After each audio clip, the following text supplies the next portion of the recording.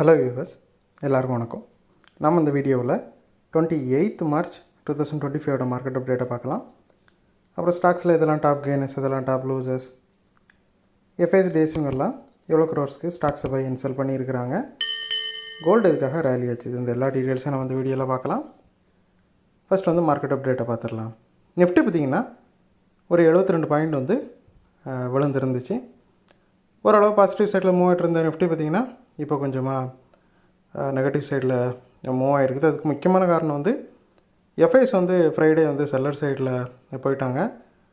அவங்க ஒரு 4000 கோடிக்கு மேலே செல் பண்ணியிருந்தாங்க. இருந்தாலும் டிஎஸ் அதோட அதிகமான அளவுக்கு பை பண்ணி கொஞ்சமாக மேனேஜ் பண்ணியிருந்தாங்க. ஸ்டில் எஃப்ஐஎஸ் இந்த மாதிரி செல்லர் சைடு மூவ் ஆனது கொஞ்சமாக ப்ராடர் மார்க்கெட்டை நெகட்டிவாக பிஹேவ் பண்ண வச்சுருக்குது. அது மட்டும் காரணம் கிடையாது. யூஎஸில் ஏப்ரல் ஸ்டார்டிங்கில் அதாவது ஏப்ரல் 2 இருந்து நிறைய டேரிஃப்ஸு போடுவோம் அப்படிங்கிற மாதிரி ட்ரம்ப் பேசிகிட்டு இருந்தார். அது மட்டும் இல்லாமல் ரீசெண்டாகவும் ஆட்டோமொபைல்ஸ், அப்புறம் ஃபார்மாசூட்டிக்கல்ஸ், இந்த மாதிரி எல்லா செக்டாருக்குமே அவர் டேரிஃப்ஸை இன்க்ரீஸ் பண்ணுவார் அப்படிங்கிற மாதிரி நியூஸஸ் வெளிவந்துகிட்டே இருந்துச்சு. ஸோ இது எல்லாமே சேர்த்து மார்க்கெட்டை ரொம்பவே ப்ரெஷரில் வச்சுருக்குது. ஸோ இந்தியா மேலே யூஎஸ் பிரசிடெண்ட்டு ட்ரம்ப் ஏதாவது டேரிஃப்ஸை போடுவாரா அப்படிங்கிறது ஏப்ரல் 2 நமக்கு தெரிய வரும்.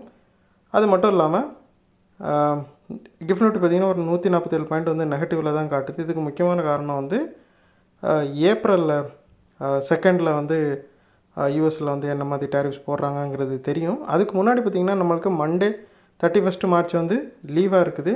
ஸோ இடையில ஒரு 1 டே தான் இருக்குது, 1 ஏப்ரல் மட்டும்தான் இருக்குது. ஸோ அதனால் மார்க்கெட் ரொம்பவே ப்ரெஷரில் இருக்குது. அதுவும் ஒரு காரணம் மார்க்கெட் இந்த அளவுக்கு சரிஞ்சதுக்கு.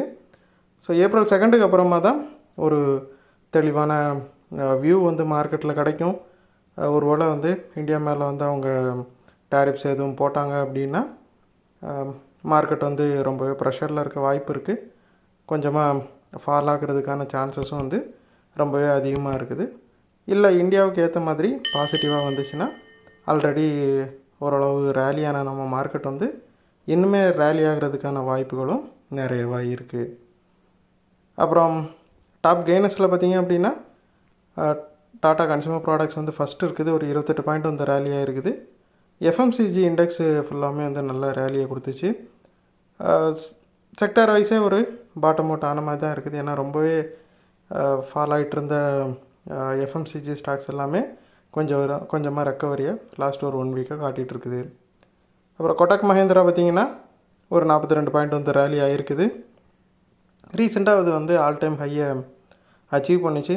அதுக்கப்புறம் ஒரு ஃபியூ டேஸாக ப்ராஃபிட் புக்கிங் போச்சு. எகைன் இப்போது ஒரு ப்ரோக்கரேஜ் இவங்களுக்கு பை கால் கொடுத்து இந்த ஸ்டாக்கை கொஞ்சமாக அப்கிரேட் பண்ணியிருக்காங்க. ஸோ அதோட இம்பேக்டில் கொட்டக் மஹேந்திரா இந்த அளவுக்கு ரேலியை கொடுத்துருக்குது.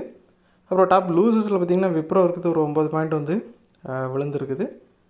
ரீசெண்டாக விப்ரோவில் ஒரு சின்ன ரேலி இருந்துச்சு. அதுக்கப்புறமா ப்ராஃபிட் புக்கிங்கும் போயிருக்குது. அதனால் இது இந்த வீழ்ச்சியை காட்டுது. அது மட்டும் இல்லாமல் ஐடி செக்டாரே ஃபுல்லாக ரொம்பவே பேரிஷாக இருக்குது. ஃபஸ்ட்டே சொன்ன மாதிரி ட்ரம்ப் யூஎஸில் நிறைய டேரிஃப்ஸ் போட்டுட்ருக்காரு. இது ஐடி செக்டார் மேலேயும் அவர் இந்த மாதிரி டேரிஃப்ஸை விதிக்க வாய்ப்பு இருக்குதா அப்படிங்கிறது நமக்கு ஏப்ரல் 2க்கு அப்புறமா தெரியும். ஸோ அதனால் ஐடி ஸ்டாக்ஸ் எல்லாமே ரொம்ப ப்ரெஷரில் இருக்குது. அதோட இம்பேக்ட் தான் இங்கேயும் தெரியுது. அப்புறம் டாப் லூசர்ஸில் செகண்டு பார்த்திங்கன்னா இண்டஸ்இண்ட் பேங்க் இருக்குது, 23 பாயிண்ட் விழுந்துருக்குது. இண்டஸ்இண்ட் பேங்க்கில் ரீசெண்டாக ஒரு பிரச்சனை போயிட்டு இருந்துச்சு. ஸோ அது ரிலேட்டடாக பிடபிள்யூசி ரிப்போர்ட் அந்த அக்கௌண்டிங் டிஸ்கிரிபன்சிஸ் மேலே வர இருக்குது. ஸோ அதனால் இண்டஸ்இண்ட் பேங்க் ஸ்டாக் ரொம்பவே செல்லிங் ப்ரெஷரை இப்போ இண்டஸ்இண்ட் பேங்க்கில் ரொம்பவே செல்லிங் ப்ரெஷர் தெரியுது. ஸோ அந்த ரிப்போர்ட்டுக்கு பொறுத்து இது இன்னுமே பாசிட்டிவ் சைடு மூவ் ஆகுமா, இல்லை இன்னும் வீழ்ச்சி சந்திக்குமாங்கிறது நமக்கு தெரியும். அப்புறம் எஃப்ஐஎஸை பார்த்தோம் அப்படின்னா 6 நாள் பைக்கு அப்புறமா முறையாக செல் பண்ணுறாங்க. 4352 கோடிக்கு செல் பண்ணியிருக்கிறாங்க. டிஎஸ் 7646 கோடிக்கு பை பண்ணியிருக்கிறாங்க. 2வது கண்டினியூஸ் டேவை பை பண்ணுறாங்க. ஒரு நல்ல பையை தான் டிஎஸ்கிட்ட இருந்து பார்க்க முடிஞ்சு. இருந்தாலும் வந்து ஸ்டாக் வந்து மார்க்கெட் வந்து கொஞ்சம் ப்ரெஷரில் தான் இருக்குது. அப்புறம் கோல்டு பார்த்திங்கன்னா ஒரு 27 பாயிண்ட் ரேலி ஆகி 3118 ட்ரேட் ஆகிட்டுருக்குது. இது வந்து ஒரு ரெக்கார்டு ஹை. கோல்டு வந்து டே பை டே வந்து ரெக்கார்டு ஹைஸை அச்சீவ் பண்ணிகிட்டே இருக்குது. ஸோ இந்த ரேலிக்கு காரணம் வந்து யுஎஸ் டேரிஃப் வந்து ட்ரேட் டென்ஷனை வந்து ஸ்பார்க் பண்ணலாம் அப்படின்ட்டு நம்பப்படுது. ஸோ இந்த டேரிஃபோட இம்பேக்ட் தான் வந்து கோல்டு அந்த அளவுக்கு கோல்டை வந்து இந்த அளவுக்கு ரேலியாக வச்சுருக்குது. ஸோ இந்த வீடியோவில் நான் உங்களுக்கு கொடுத்த இன்ஃபர்மேஷன்ஸ் எல்லாம் கண்டிப்பாக ஹெல்ப்ஃபுல்லாக இருந்திருக்கும் நான் நம்புகிறேன். இது உங்களோட ஃபியூச்சர் ட்ரேடிங் செஷனுக்கு கண்டிப்பாக ஹெல்ப் பண்ண. இந்த வீடியோ உங்களுக்கு பிடிச்சிருந்துச்சுன்னா லைக் பண்ணுங்கள், ஷேர் பண்ணுங்கள், மறக்காம சேனலுக்கு சப்ஸ்கிரைப் பண்ணுங்கள்.